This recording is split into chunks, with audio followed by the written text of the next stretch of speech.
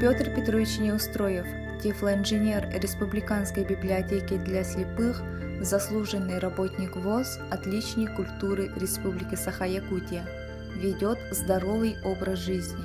В библиотеке проработал больше 30 лет, записывает говорящие книги на якутском языке. Дорогие читатели нашей библиотеки, город Алдан претендует на звание города трудовой доблести.